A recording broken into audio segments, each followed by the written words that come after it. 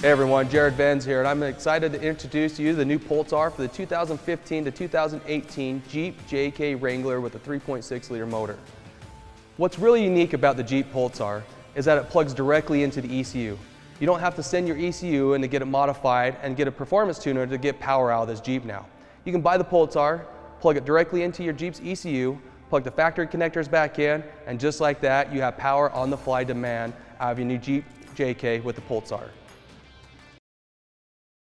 So now you're all excited about this Pulsar and you want to see how it installs? We're going to show you how to install it on your stock ECU that you didn't have to send in to get it modified. So if you wanted to pull the Pulsar off, you're completely back to stock with an unmodified ECU. So we're going to take it over here to the Jeep. We're going to take the stock ECU out, add the Pulsar back into it, hook everything back up, and show you how it works.